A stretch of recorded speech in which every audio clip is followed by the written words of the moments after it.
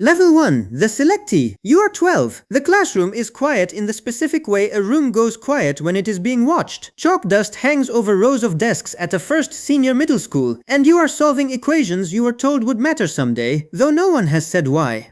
Two men stand at the back of the room. They are not teachers. They do not speak to the students. They watch hands move across paper, and they watch which hands move fastest, and they write names in a small book that will follow you for the rest of your life without your ever seeing it.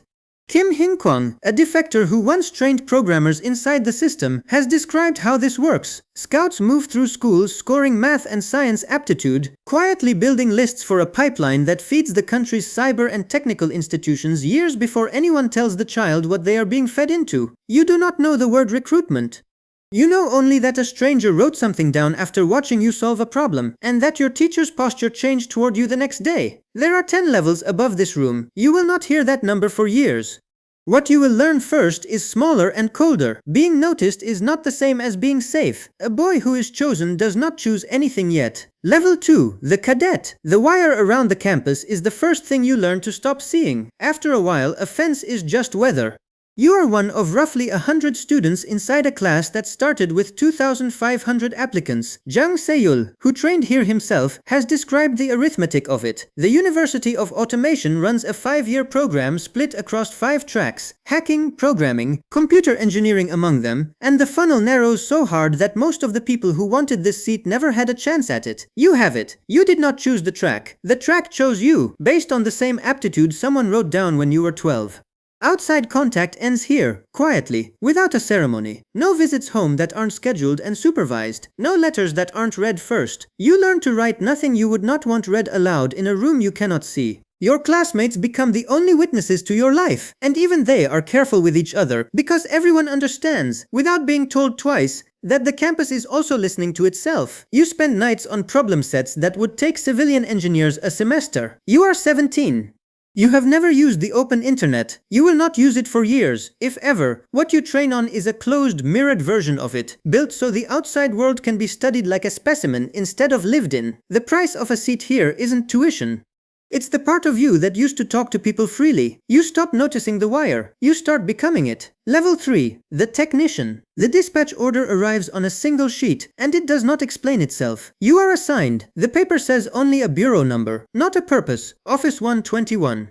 Or 101. Or 32. You learn later that these numbers are departments, not addresses, and that asking which one does what is not a question junior staff are given answers to. What is known outside those walls has come mostly from analysts piecing together defector accounts and leaked structure. What outside researchers call Bureau 121 grew from an estimated 1,000 personnel around 2010 to something closer to 6,000 or 7,000 within a decade, according to the cybersecurity firm Mandiant, which by 2023 was tracking its functions under a different internal name, Lab 110.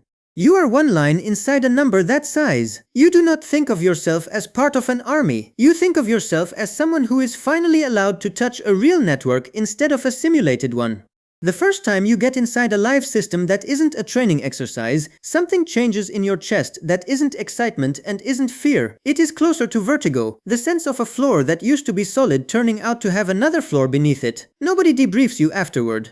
Nobody asks how it felt. You learn that silence isn't the absence of an answer, silence is the answer. Access is not the same as understanding. You have both now, and you are starting to notice they don't feel the same. Level 4. The front. You are posted abroad before you are posted anywhere real. The paperwork says trading company. The building is a joint venture hotel on foreign soil, and the lobby smells like every other mid-tier hotel lobby in the world. Floor polish, stale coffee, a fountain that has been turned off for repairs since before you arrived. Researchers at C4ADS, cross-referencing corporate filings and defector testimony including Kim Hyun-kwang's, have documented the Chilbosan Hotel in Shenyang as one of the confirmed front locations where DPRK-linked programmers worked under commercial cover. Officially a hospitality joint venture, functionally a workspace with better internet than home. You check in as an employee of a company that makes nothing anyone can point to. Your business cards are real. Your job title is not a lie, exactly. It is a container built to hold a truth no one outside the building is meant to see inside.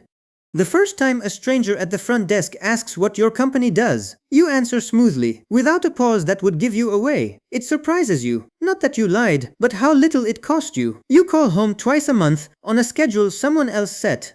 Your mother asks if you are eating well. You are. That at least is not a lie. The first cover isn't a costume you put on. It's a muscle you didn't know you had until you used it. Level 5. The operator. The cell has no name for itself, only a task and a deadline. You sit in a room with 3 other people you have known for years, and know almost nothing about. Not where they're from, not what they think, only how they work. Money moves through accounts on a screen in front of you, and on the other end of that movement, invisibly, a stranger's version of the same day is being ruined. This is the level where the headlines finally have a face, even if the world never sees it. The 2018 U.S. Department of Justice indictment of Park Jin-hyuk laid out, in flat legal language, a single operative's alleged fingerprints across 3 events that most people only remember as news chyrons. The 2014 breach of Sony Pictures, the 2016 theft attempt against Bangladesh Bank, and the 2017 WannaCry ransomware outbreak that shut down hospitals on the other side of the planet. You are not Park Jin-hyuk. But you are, structurally, exactly the kind of hand the indictment was describing. One person, at a keyboard, inside a cell, executing a piece of something enormous that no single operator ever sees whole. You do not see the hospital. You see a task ticket marked complete. The work is precise. The distance is the point. Level 6. The ghost. Full deployment means the shell identity stops being something you put on for a shift and becomes the only version of you that exists on paper anywhere in the world. Your real name sits in a file back home, unused, waiting. The name on your documents here has a birthday you've memorized so well it no longer feels invented. In September 2019, the U.S. Treasury's Office of Foreign Assets Control formally designated 3 hacking clusters, Lazarus Group, APT-38, also tracked as Blunarov, and Andariel, as instruments of the North Korean state, naming them directly as RGB-linked operations rather than independent criminal actors. You have never heard any of those names spoken aloud by anyone you work with. Outside researchers built them. Inside, there are no group names, only assignments. Family becomes a phone call on the 1st of the month, 4 minutes, monitored, and you have learned to compress a year of missing someone into the 4 minutes without either of you crying, because crying wastes the connection and invites questions later about why you were upset. You used to think the cover was temporary, a coat you'd take off when the job ended. At this level you understand, without anyone saying it, that there is no job ending. There is no door. You are the most real thing about a person who does not exist. Level 7. The handler. Command doesn't feel like freedom. It feels like more rooms. You stop running operations and start running people, which sounds like promotion and functions like something closer to inheritance. You are handed the weight of juniors the way you were once handed a dispatch order, without ceremony, without choice. A 2024 wave of U.S. Department of Justice indictments targeting a North Korean IT worker scheme traced front company payroll accounts back through a chain of shell entities to RGB sub-bureaus, ordinary-looking remote tech workers, hired by unsuspecting companies abroad, quietly funneling wages upstream. You recognize the architecture immediately because you have lived inside a smaller version of it for a decade. The money moves like water finding the lowest point, and the lowest point is always further up the chain than the person holding the bucket. Trust, at this level, is the only currency that matters and the only thing you can never fully spend. You need your juniors to believe you when you tell them the risk is manageable. You need your superiors to believe you when you tell them the juniors are reliable. Both beliefs are partly performance, and you are the only one who can see both sides of it at once. You thought command would loosen the cage. It didn't loosen anything. It moved you to the door of it, closer to the exit and further from ever using it. Rank did not free you from the room. It just gave you the key to everyone else's. Level 8. The Bureau Chief. You oversee outcomes you will never witness. This is the sentence that defines everything about the rank, and no one warns you about it in advance. Analyst Robert Collins, in a 2026 report on the agency's internal architecture, laid out the RGB structure as 6 numbered bureaus divided by function, training and infiltration, DMZ and coastal reconnaissance, overseas intelligence, inter-Korean liaison, cyber operations, and technical and electronic warfare. You run one of the 6. Your desk holds summaries, not scenes. A cell you never meet executes a plan you approved from a report written by someone you've also never met, and the result reaches you as a single line item weeks later, stripped of everything that happened to produce it. Sleep changes shape at this rank. It is no longer something your body asks for. It is a security question. Who is awake when you are not? What could move in the hours you're unreachable? Whether unconsciousness itself is a vulnerability in a system built around you. You start sleeping in intervals, the way people do who have stopped trusting stillness. You wanted responsibility. What you got was distance with a title on it. The higher you sit, the less of the work you actually touch, and the more of it belongs to you anyway. Level 9. The Director's Shadow. Every report that reaches you has already been filtered once, and everything you send onward will be filtered again before it reaches the leadership above you. You are a membrane.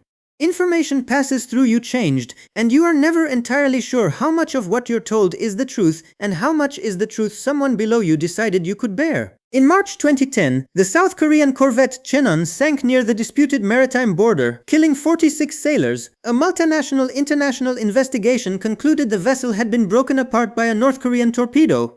At this rank, that event is spoken of only in code, if it is spoken of at all, not as a tragedy, not as a headline, but as a case study in what deniability costs and what it buys. You understand, with the particular clarity of someone standing this close to the machinery, that this rank exists specifically to absorb weight like that, to hold operational consequence at a level high enough that it never has to touch the throne directly. You do not sleep better than the bureau chiefs below you. You sleep worse, because you can see further. And what you can see is how much of what happens below never really reaches the top at all, and how much of what the top decides never really reaches the people who have to live it. Proximity to power is not power. It is closer to witness. Level 10. The Director. You are named Director of the Reconnaissance General Bureau. There is no ceremony that a camera will ever record. You report to one person now, the Supreme Leader, and everyone else in the country's security architecture reports, in some fashion, to you. Kim Yong-chol became the RGB's founding director in February 2009, when the agency was formed from the merger of the Workers' Party's Operations Department, Office 35, and the Korean People's Army's Reconnaissance Bureau. He held the post until January 2016, later rising to vice chairman of the Workers' Party of Korea, one of the most powerful men in the country's security apparatus. And then, according to multiple reports following the collapsed February 2019 Hanoi summit between Kim Jong-un and the United States, he was reportedly stripped of standing and sent for a period of labor re-education before being quietly rehabilitated back into the leadership's orbit. This is the reframe the whole climb was built toward, and it was never hidden, only delayed. The title was never the destination. You believed, at 12, at 17, at every rank since, that the top was safety, the place you climbed to in order to finally stop being disposable. It is the opposite. The summit is simply the room with the furthest to fall, occupied by the person the system trusts least to ever forget it. The bottom and the summit turn out to be the same room, built at different altitudes. Both are places you can be removed from without warning, and both were always temporary, no matter how permanent the wire around the campus once looked. You spent your whole life climbing away from the thing you finally arrived at. The light's still on. A lamp burns in a Pyongyang office window at 3 in the morning. Somewhere below it, in an apartment you were assigned rather than chose, a family sleeps. A family you built a life protecting without ever telling them from what, or why, or at what cost, to the boy who once solved equations quickly enough to be noticed. A phone sits on the desk beside the lamp. It could ring. It has rung before, at hours like this one, and it will again. You do not know, tonight, which room you are in, the bottom or the summit. After everything, you're no longer certain there was ever a difference. The light stays on.